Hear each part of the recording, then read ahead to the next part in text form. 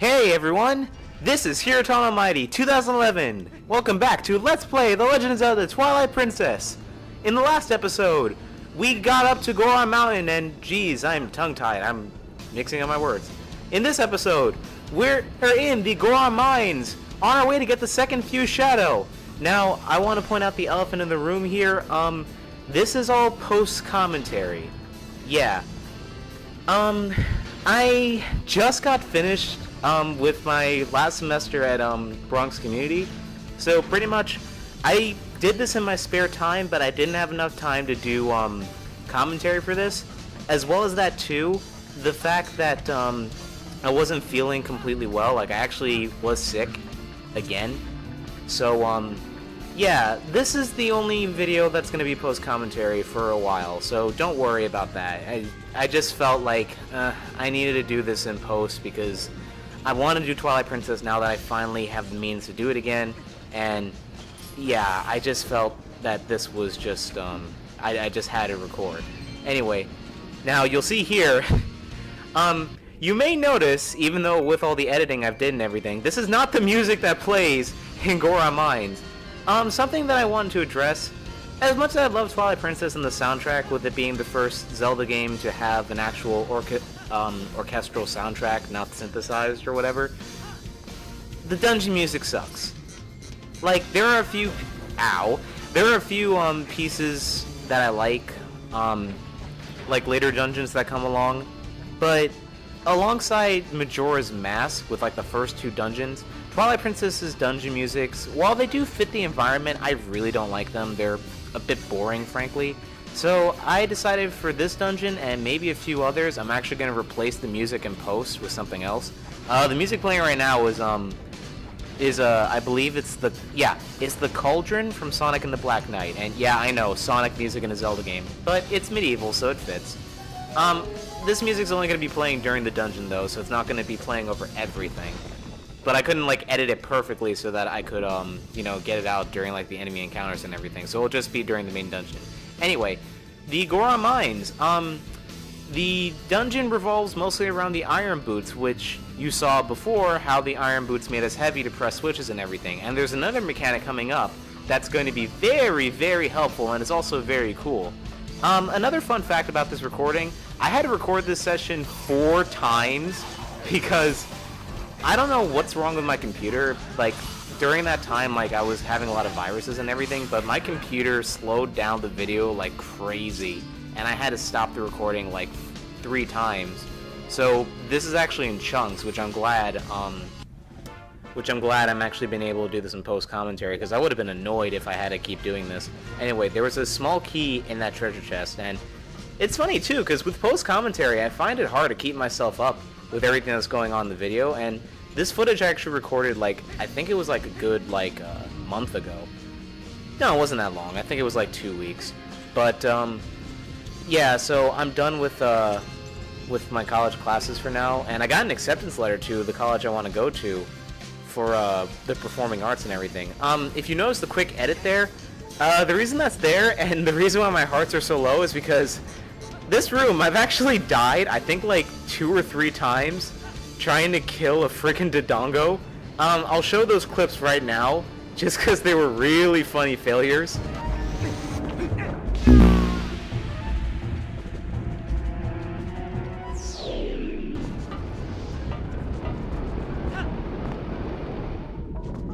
Oops!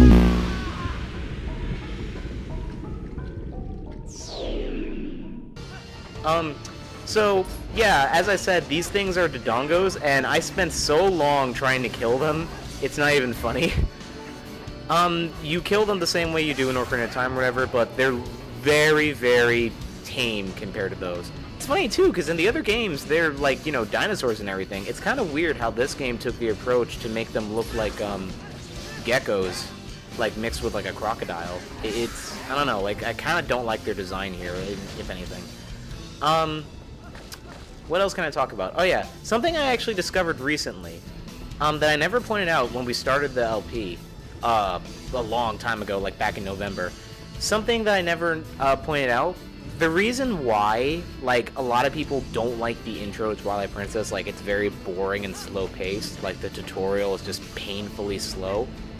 Well, I actually found out why it's like that. They only had the Wii version of the game in mind. And that version of the game basically will set you up completely for the new control scheme and everything. And basically, the reason why the tutorial is so long is because that tutorial is showing you all the controls you need to learn because you're playing the Wii version of the game. Like, you know, pointing, aiming, using the sword with the Wiimote and all that. But, and 1 second, because this is actually the mechanic of this dungeon. The mechanic here, you get to walk on freaking walls with the iron boots. The only downside is you're very, very slow. And we'll get more into that, but right now we're going into this door, which is the first, well, this is the gimmick, another gimmick, if you will, of this dungeon. Ah, I thought I felt a presence. What a young human. Where has come to... I can't read that. That's going way too fast. Wow, past me was not bothering to read any of the text. Anyway, one of the gimmicks of this dungeon also is there's no boss key per se. There's actually 3 boss keys, and I had trouble opening that up. There's actually 3 boss keys in this dungeon, which you have to find the 3 elders, and that's something I really wanted to point out about Twilight Princess that I like. A lot of these places you go to, they're not exactly dungeons. They're more so just places that exist that just so happen to play out like a dungeon. And I really like that, and oh, I have trouble getting on the ladder here. It's actually kind of funny. It happens like quite some time during this place. But, yeah, I really like that about Twilight Princess, how some of the places, like, besides, like, Forest Temple and everything, there are areas that, yeah, there are areas that basically, act like dungeons, but they aren't specifically dungeons, and I really like that. And it just makes the world feel more real, just because, like, you know, they aren't just dungeons. They actually exist as to have another purpose. And inside this jar, we have a familiar face. It's the evil chicken. No, it's just Uku. Yeah, funny... Well, another fun fact is that if you didn't find Uku in the Forest Temple, or any dungeons later on, like, if this is your first time finding her, Link will basically have the same reaction he had in the Forest Temple, which I'll play that clip again right now. Yeah, it's really funny how basically, like, the first time he sees her, he's disgusted, but then he becomes, like, more accepting the more he sees her. But you are required to meet her, I think, during the 6th dungeon, because she is important for story, which we'll see later on. Anyway, getting back to what I said about the tutorial at the beginning of the game, it's long because it was teaching you the mechanics of the Wii version of the game. And basically, because they were focusing all of their efforts on the Wii version, they didn't bother taking that out on the GameCube version because, you know, for the sake of being redundant, you already know how to play and all that. And I'm speeding this up because this is actually a very long section if I just kept it normally. So, thank God you don't have to sit through it. Inside here, we have a piece of heart, which I forgot that in the last part we completed all of it. Anyways. So yeah, that's why the tutorial is long and boring, and yeah, if you're playing the GameCube version like I was, like, that's why it's really tedious, but in the Wii version is actually helpful. But another thing I want to point out too is, you may notice that, well, this video, even though I'm recording this I recorded it during the last week of April, and I'm doing this commentary during, like, the middle of May, you may have noticed that by the time this goes up, that I've already completed Sonic's story and Sonic Adventure DX.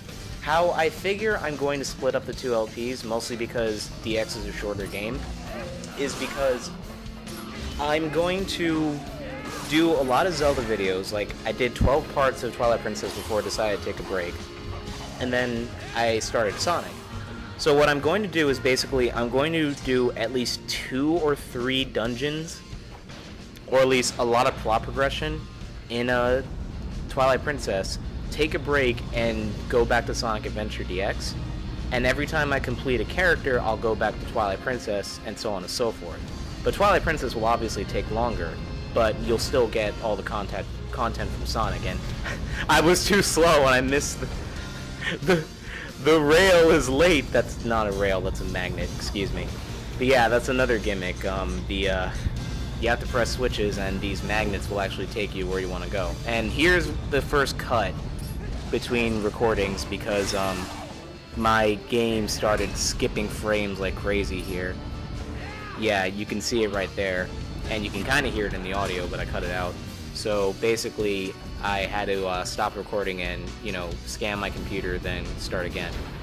What's weird about the whole mechanic here, you know, about like walking on walls and everything, sometimes the physics are good and sometimes they're kind of, you know, Nintendo logic physics. I say that because right there, when he was on the magnet, you could see that Link, like, his hat is like upside down and everything. And like, yeah, that's accurate. Like, you know, you're hanging upside down, like your hat would fall off and all that. Another quick edit here too is that I actually completed the reason why things are out of order here is because I actually completed the puzzle, but I forgot about the small key that's underneath the water. It's very easy to miss, and if you're like me, you spend a good 5 minutes going like, where the hell is the key? So yeah, that's why there's a cut there, showing me getting the key, even though the puzzle's already solved and all that. So sorry about the continuity error. So we're going to solve the puzzle now, but then I'll cut back to where I have the key. So I'm not going to waste 5 minutes trying to get it again. But yeah, like, the physics in this area are weird, just saying. Anyway, what else can I talk about?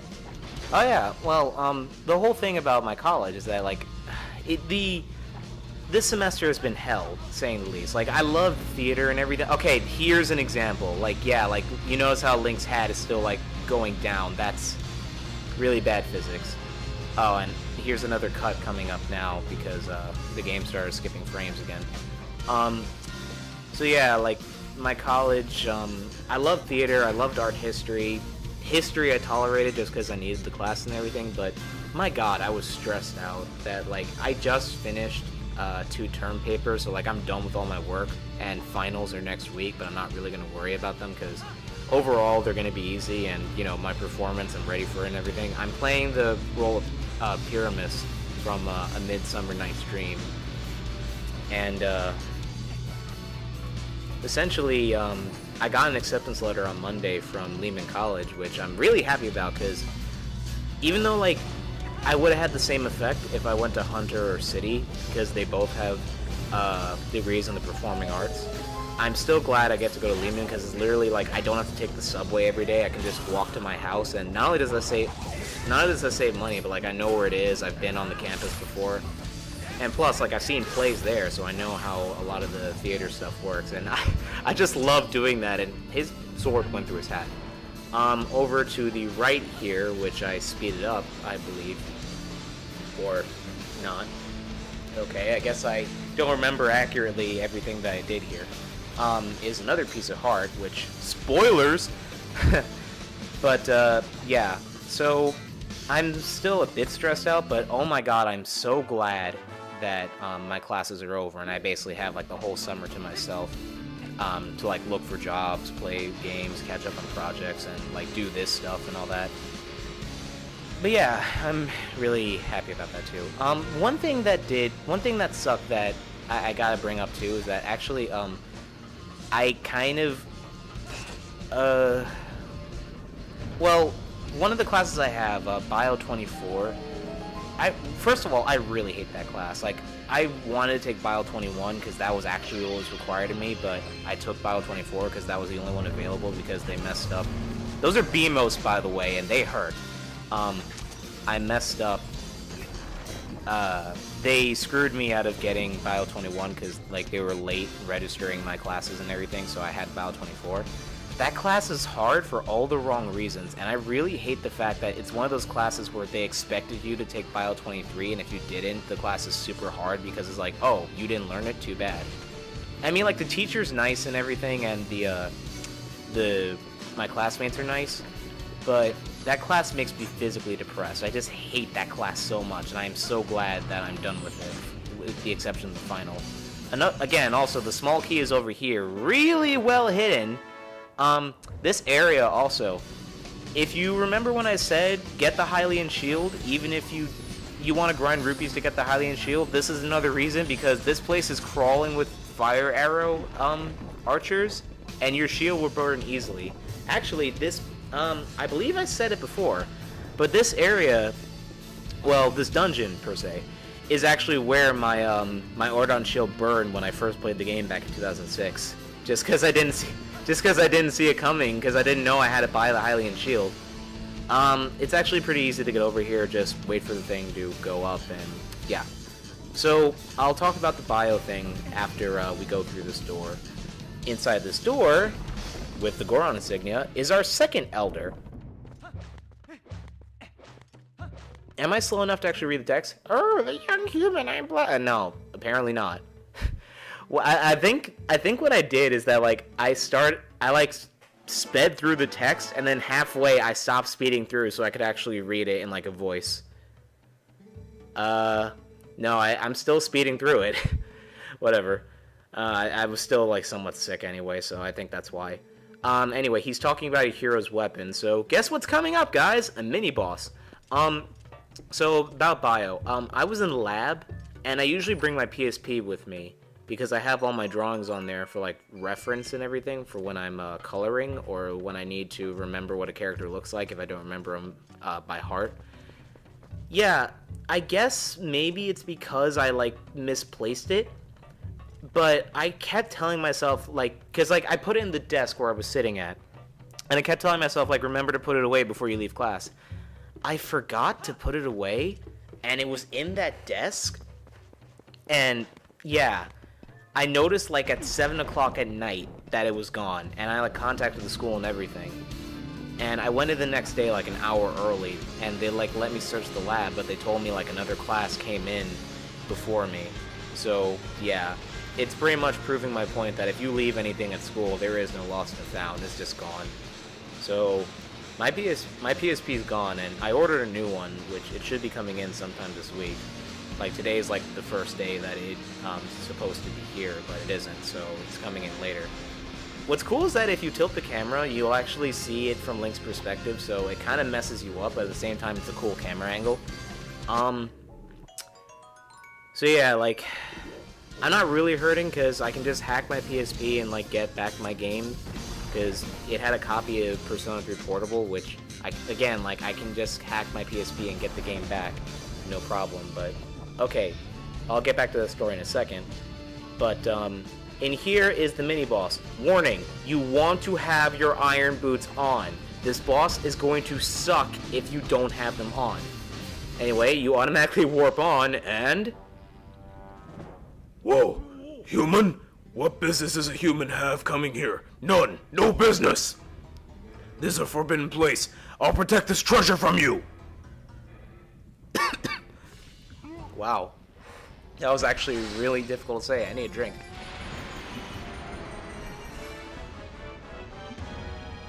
I forget the name of this guy, but essentially, this guy is a thing. Wow. Yeah, that voice really took a lot out of me. The pattern's actually pretty easy. It's essentially just the whole goat wrangling thing again. You have to keep stabbing. You have to do a strong stab into his stomach, so while he's punching you, well, while charging up the punch, and then while he's in the ball form, you just have to toss him off the side by holding down A. A bit of a warning though, if you don't get him in time, he will knock you off, and you don't have to do what I do and just keep stabbing him. You can also use a spin attack, but there we go, pretty easy.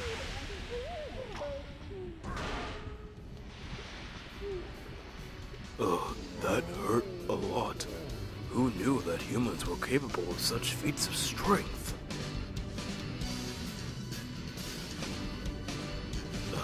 Maybe you are going to see the patriarch of our tribe? Ah, so that is why you are here. In that case, take the weapon of the hero of the past. But in exchange, you must save the patriarch of our tribe.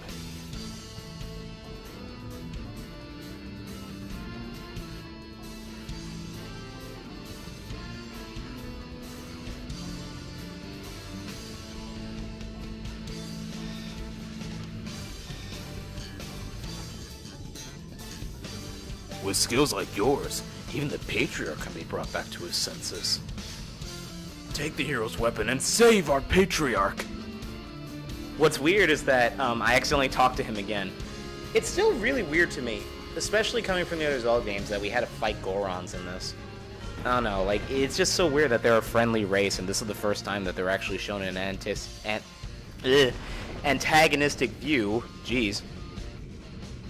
So inside this chest should be a familiar view. I'm probably horribly off sync, so I'll stop. You got the hero's bow!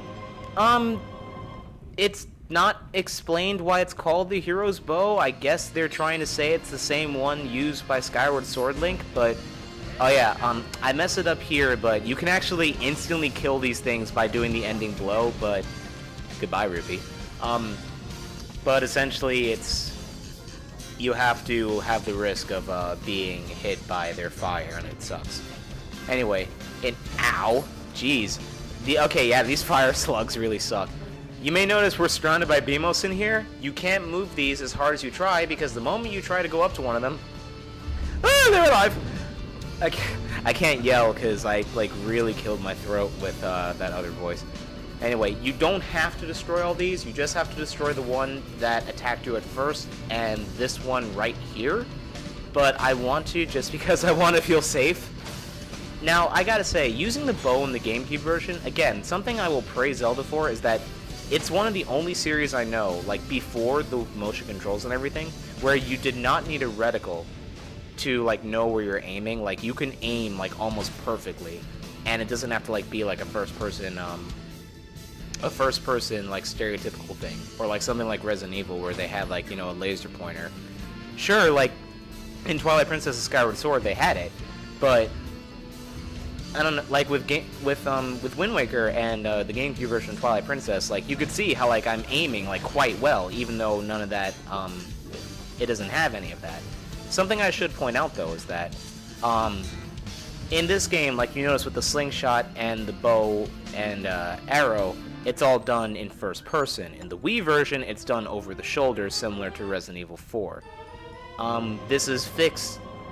It's the main reason why I had trouble with the Wii version of Twilight Princess, that was the reason, because I suck at over the shoulder with the exception of Resident Evil 4, because, I don't know, like, it's really hard to aim, especially with the minigame coming up later. And by the way, this is where the third Elder is. First time I played, I had no clue he was here. So I actually went to the boss store, and I had to go all the way back. Ah, you are here at last! I heard you might pay a visit, young human. I am farsighted in all things. Here you go, the last key shard. Combine all 3 shards. Now we have the completed key. If you use that key, you can open the room where Darbus, the tribal patriarch, is being held. Who knows how powerful Darbus in his new grotesque form? But I suppose I can trust your power, considering you came this far. Hurry now, to the Patriarch's room. So yeah, I missed it. Okay, so yeah, I actually bothered, like past me, actually bothered to slow down reading the text so I can do a voice. Geez, like 1 out of 3. But another cut here because I actually had to leave after this. But yeah, so the first time I played this game, I actually completely skipped over him, and I went all the way to the boss door, like, where the hell is the last part of the key? I can't continue. So yeah, just letting you know, you have to go in there, and don't be an idiot like 14-year-old me was. No, I think I was 13 at the time. Anyways, there's a minigame coming up later. It's after this dungeon, actually, that using the bow and arrow is almost impossible in that minigame. Because there's an item that you're going to get later that essentially helps you aim better in first person. Like, it's a sniping weapon, pretty much.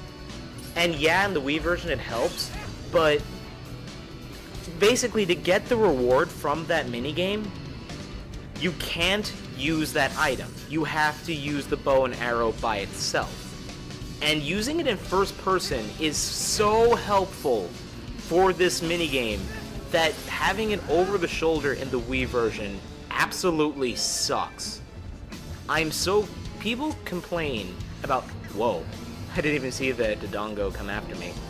Great, I can't wait to bomb some Dodongos. Oh yeah, fun fact, you actually can't bomb the Dodongos. The only way to kill them in this is by striking their tail, which I believe they go down with 3 arrows. Yeah, they do. But yeah, like, people complain about the fact that the bow in Skyward Sword is controlled by motion controls and is not controlled by pointing at the screen. I personally like that better just because it's in first person. And yeah, you have the option to pull back on the nunchuck to automatically aim, but you can also hold down A if you want. I mean, like, I like that too. That, like, you know, they make it realistic, like you're actually holding a bow and all that, kind of like Wii Sports Resort. In fact, again, it's the same engine, which I'll get into that when we get to Skyward Sword. But I like that a lot better just because it's back to first person.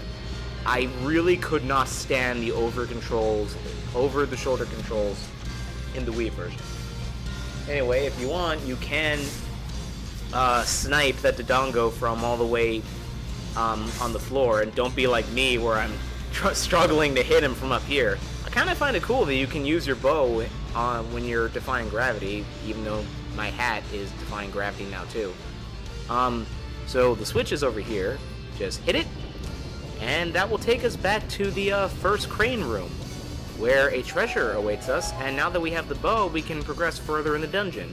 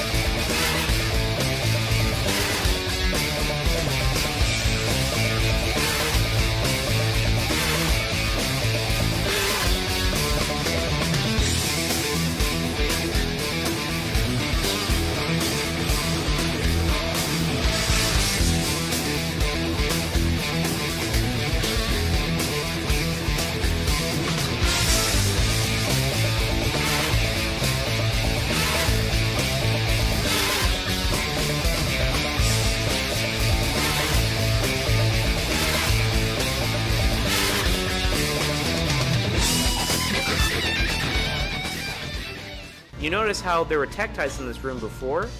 Well, now there were Deku Toads, which, weird enemy, but we'll get more into that in the next dungeon because, well, spoilers, it's a water dungeon. And now we can kill these Beamos. Maybe I should blur out the hentai word.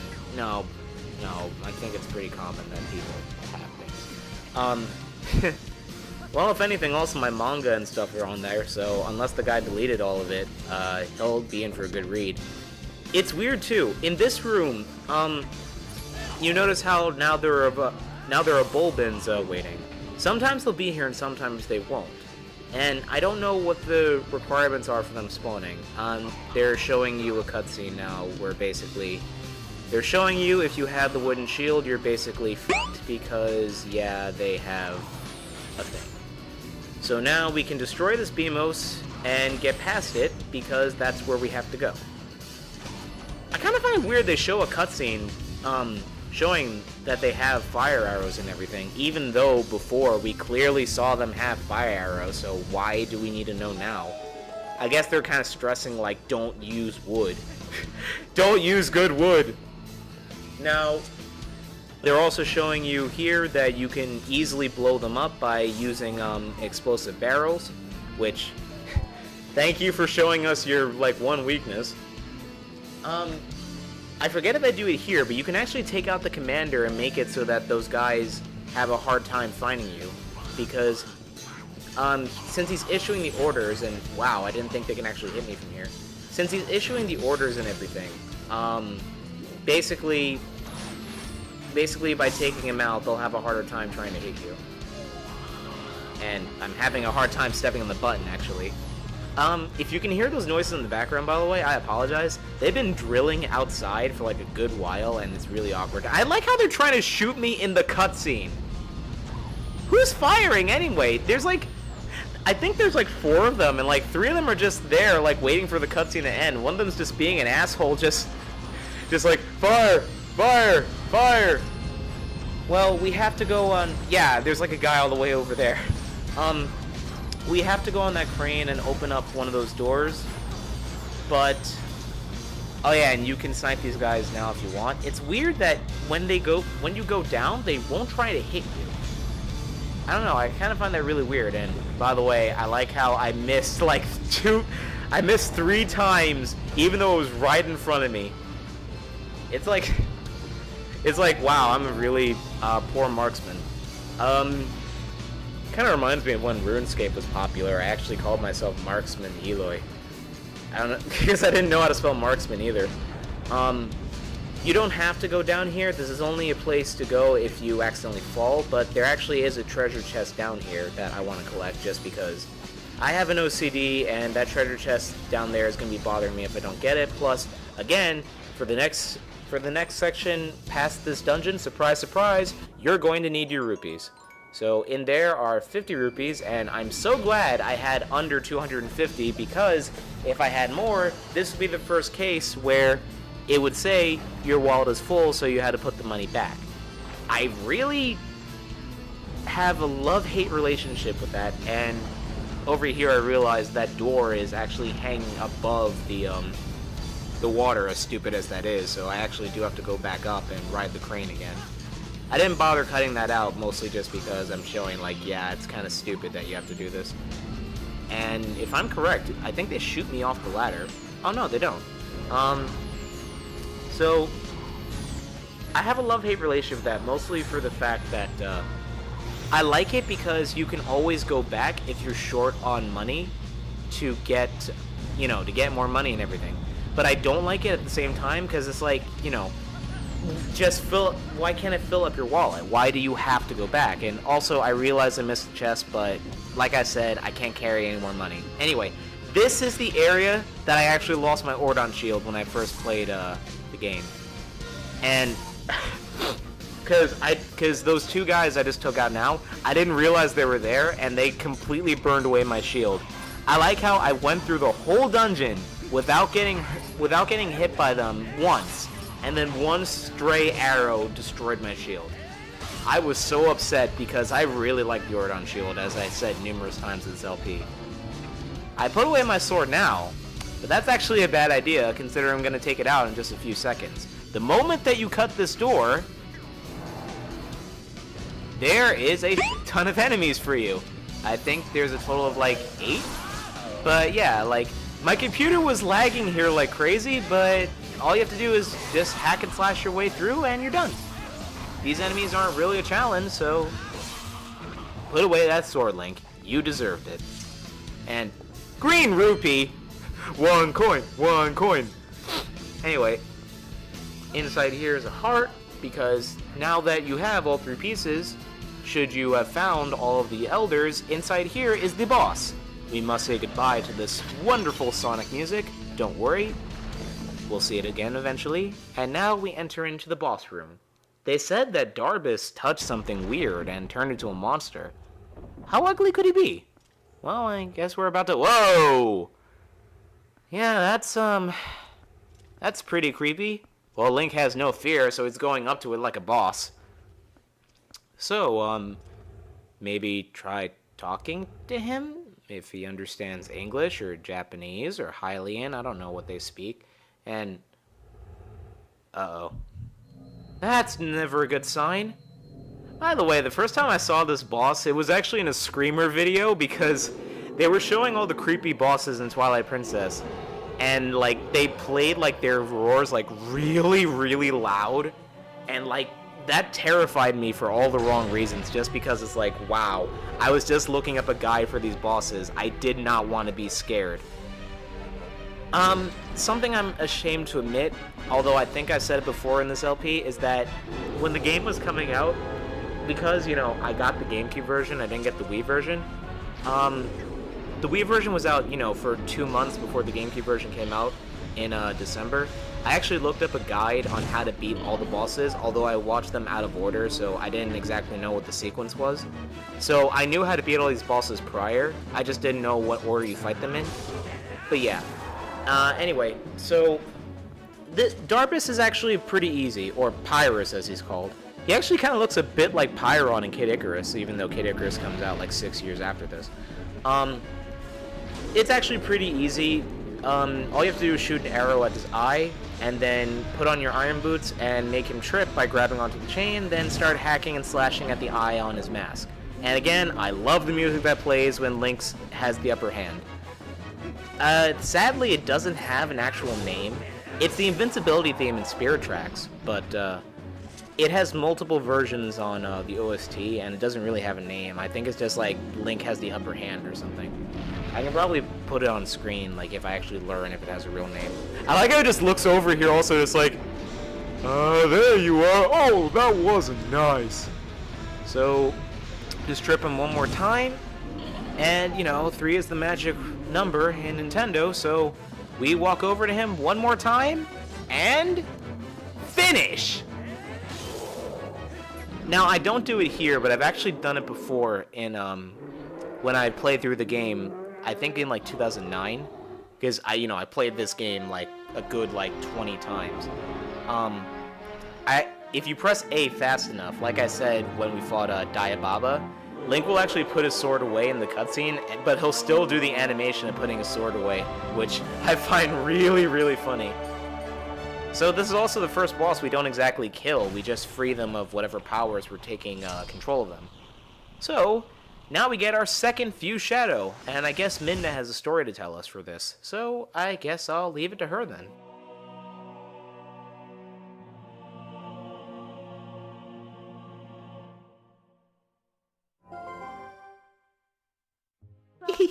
Well done. Now we have 2 Fuse Shadows. You've been very helpful so far, so as a reward, I'll tell you an interesting story. Zant. That's the name of the King of Darkness who casts his palest shadows over your world. He's very strong. You'd be nothing to him in your current state. But Zant will never be my king. I have nothing but scorn for his supposed strength. Not that your Zelda is much better. It still appalls me that the world of light is controlled by that princess, a carefree youth, a life of luxury. How does that teach duty? But I guess I shouldn't begrudge her for circumstances of her life. She didn't choose it after all, and I would never wish any harm on her. No, as long as I can get my hands on the Fuse Shadows, I'll be just fine. Well, just one more left. Shall we?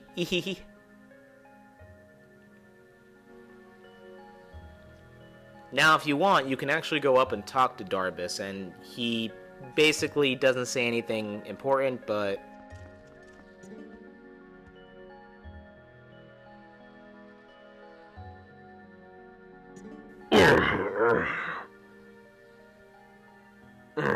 What am I doing here? My head, it aches. So much pain. I cannot remember anything. He doesn't exactly say much, but yeah, it is nice to know that he's okay. So we did our task and we saved Darbus and we got a heart container, so now the Goron should be friendly to us. All that's left to do is head outside.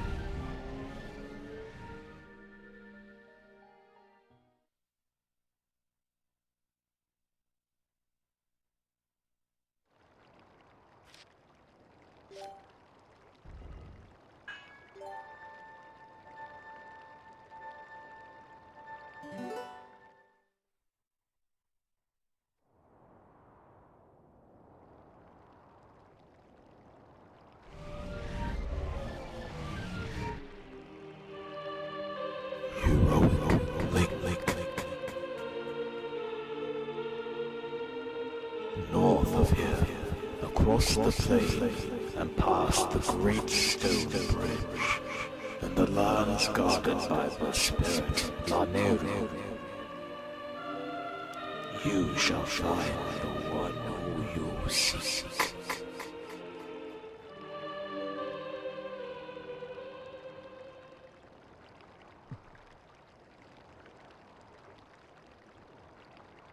Link.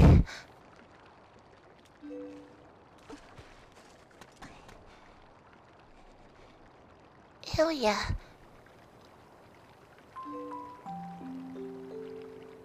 You've got to save Ilya. Those monsters left with me and the other kids, but they must have taken her somewhere else. Whenever I thought I couldn't go on, I would think of you and Ilya and hold on, Link.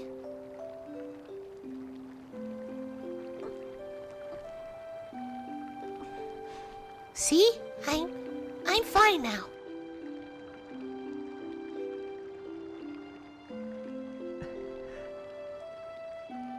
Remember what I told you back in Ordon, Link? When I grow up, I'm gonna be just like you, Link. So you don't have to worry about me anymore. Go help Ilya.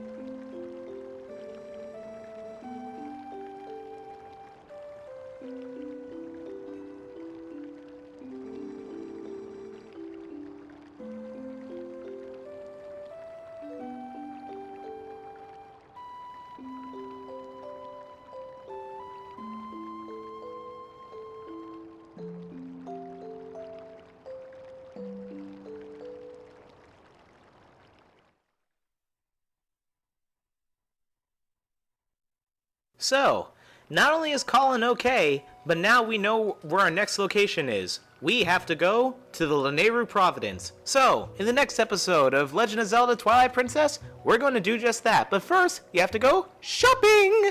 See you guys next time!